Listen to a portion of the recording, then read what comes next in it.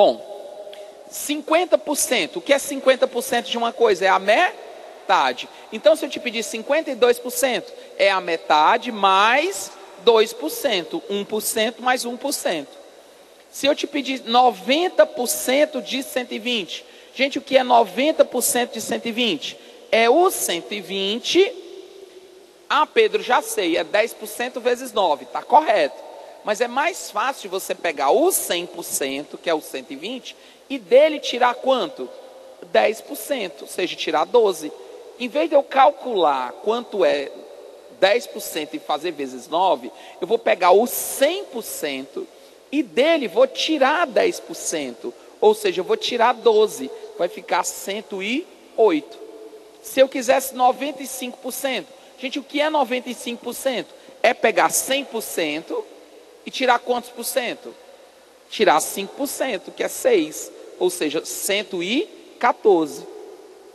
Se eu te pedir quanto é 99% de 120, que eu tinha feito essa conta logo no começo, 118,8, é pegar 120 e tirar R$1,20. Tirar 1%, tirar R$1,20, 118,8.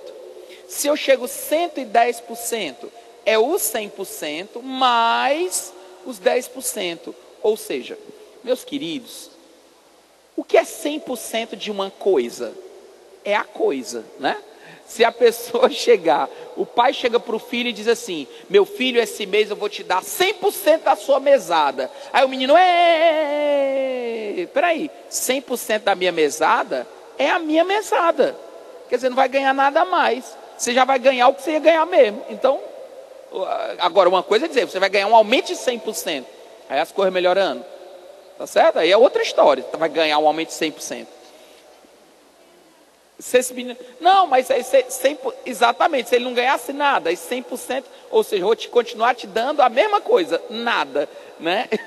Então o que acontece? 125% de 120, 125% de 120 é o quê? 100% mais 25%, que é a metade da metade, 30%. E se eu te pedisse 151%, é 100%, mais 50%, mais 1%, ou seja, 181,20. Experimente depois pedir a alguém, você sabe que é bom em matemática, e dizer assim: ei fulano, ei Dennis Gleison, faz aí para mim 151% de 120. Aí você vai ver quanto tempo ele vai demorar. E você vai ver que a pessoa que faz rápido vai fazer em 20 segundos, 25 segundos, 30 segundos. Aí você diz: não, para que tu queria saber? Não, só para saber mesmo quanto tempo tu fazia. É porque eu faço em 3 segundos, aí queria saber. Não, tô brincando. Não vai humilhar ninguém não, ó. Tô brincando. Gente, então vamos avançar. Truque do 100. O truque do 100 é outra ferramenta, olha, super, ultra, mega, power, importante. O truque do 100 é para aquele tipo de questão assim: olha, eu vou dar 2 aumentos, um de 30% e um de 20%. Esses 2 aumentos representam um único aumento de quantos por cento? Eu vou fazer o quê? Eu vou pegar e fazer o que eu chamo de truque do 100. Eu vou sempre colocar 100 no começo. Vocês vão entender por que 100. Eu vou sempre colocar 100 no começo. E aí vou fazer o que a questão mandou. Vou dar um aumento de 30%. Pois diz para mim, quanto é 30% de 100? Quanto é 30% de 100? 30. Então ele vai para quanto? 130. Agora eu vou dar um novo aumento de 20%. Só que esse novo aumento de 20% é em cima de quem? Do 130. São o que a gente chama de aumentos sucessivos ou aumentos cumulativos. Esse próximo aumento de 20% é em cima dos 130. Então, por favor, vamos fazer comigo. Quanto é 10% de 130? 10% de 130? 13. E 20%? 26. Aumenta 26, vai para quanto? 156. Gente, não era 100 no começo. E agora não é 156? Se era 100 e agora é 156, houve um aumento de 56, concordam? Mas eu não coloquei 100 no começo. Presta atenção, eu não botei 100 no começo? Então aumentou 56 para cada 100, 56%. Então o segredo é colocar 100 no começo e tudo que acontecer com esse 100 vai ser percentual. Tudo que acontecer com 100 é percentual. Se eu começo com 100 e termino com 182, aumentou 82%. Comecei com 100, terminou com 115, aumentou 15%. Se eu começar com 100 e acabar com 85, caiu 15%. Então é sempre colocar o 100 no começo e fazer o que ele mandou. Deixa eu perguntar uma coisa. E se eu fizesse o contrário? Se eu primeiro aumentasse 20% para depois aumentar os 30%, o resultado final é igual ou diferente? Igual ou diferente? Diferente? Vamos lá. Se eu aumentar 20%, ele vai para 120. Quando eu der o próximo aumento agora de 30%, os 30% vai ser em cima de quem? Do 120. Quanto é 10% de 120? Quanto é 10% de 120? 12. 3 vezes 12? 36. Aumenta 36, vai para quanto? 156. Absolutamente a mesma coisa. Pedro, por que é a mesma coisa? Porque quando eu aumento 30%, é como se eu estivesse multiplicando por 1,3. Quando eu aumento 20%, é como se eu estivesse multiplicando por 1,2. Ou seja, se eu primeiro multiplico por 1,3 para depois fazer vezes 1,2, é 1,56. Se eu primeiro aumento 20%, eu primeiro multiplico por 1,2 para depois multiplicar por 1,3. Ou seja, primeiro vezes 1,2, depois 1,3 é 1,56. Ou seja, a ordem dos fatores não alteram o produto. Ou seja, tanto faz eu primeiro aumentar 20% e depois 30%, ou primeiro 30%, depois 20%. Absolutamente a mesma coisa, certo? A mesma coisa que eu falei para aumento, funciona para desconto. Se eu primeiro reduzo 20%, ele cai para 80%, certo? Se eu primeiro reduzo 20%, ele cai para 80%. Depois eu tiro 30%, só que é 30% dos 80%. 10% de 80 dá 8, 3 vezes 8, 24. Aí você não tira 24 de uma vez. Você primeiro tira 20, depois tira 4, 56. De 100 para 56, redução de 44. Reduziu 44 para cada 100, reduziu 44%. Meus queridos, redução de 44%. Qual é o moral da história? Sempre eu coloco 100 no começo e tudo o que acontecer com o 100, ele é percentual.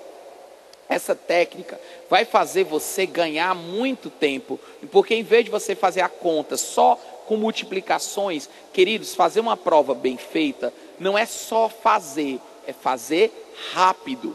É desgaste de um desgaste mental menor, num tempo menor, gastar menos tempo, gastar menos espaço, gastar menos energia.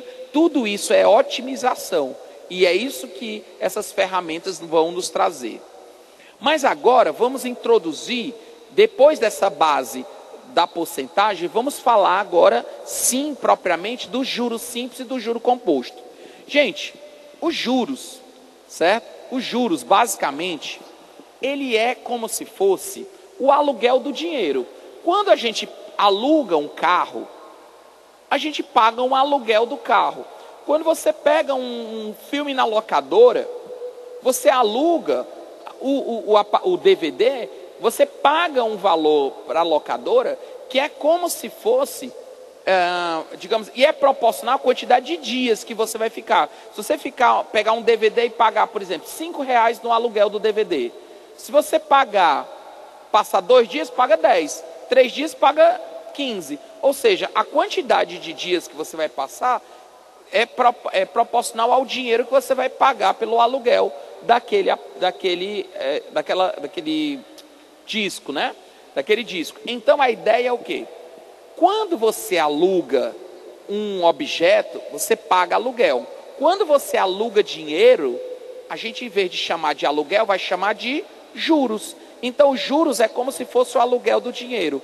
Se você pega um dinheiro emprestado, esse dinheiro é chamado de capital. O capital, a aplicação, o investimento, o saldo inicial, o valor atual, o valor presente, o principal da dívida. Certo? Então, isso é o capital. Aí, esse dinheiro que você aplicou, se você aplica o dinheiro vai se amontoando. Esse valor que vai se amontoando é o que nós chamamos de montante. O montante é o valor amontoado, é o resgate. Opa, resgate por quê? Eu aplico o dinheiro hoje. O dinheiro vai crescendo, crescendo, crescendo, crescendo. Aí eu vou lá e resgato o dinheiro que tiver lá. O resgate é o saldo que eu tenho para pegar para mim. É o saldo devedor ou saldo credor. Porque depende do ponto de vista. Para mim que estou aplicando dinheiro é um saldo credor. Agora, se eu estiver pegando o dinheiro emprestado, é um saldo devedor. Por isso que esses nomes são importantes. Valor futuro, capital futuro é a mesma coisa que montante. Juros, pessoal, cuidado para não confundir juros com taxa de juros. Os juros é o dinheiro. A taxa de juros é o índice da taxa de juros, é o percentual de outra coisa. Juros é dinheiro. O que é juros? É a diferença entre o montante e o capital. Os juros é essa diferença entre o montante e o capital. Os juros, o ganho, o rendimento, a compensação financeira. Aí vem o I. Gente, o I é a taxa de juros. É o índice da taxa de juros. É o percentual de juros. É diferente de falar de juros e falar de taxas, são coisas diferentes. Juros é dinheiro, taxa de juros é o percentual. E o T ou N, tanto faz, é T de tempo e N de número de períodos. É o tempo, prazo, número de períodos, né? O tanto da aplicação. Bom, vamos fazer um confronto para poder a gente entender bem direitinho o que é juro simples e o que é juro composto. Vamos imaginar que eu apliquei R$100 no banco a juros simples.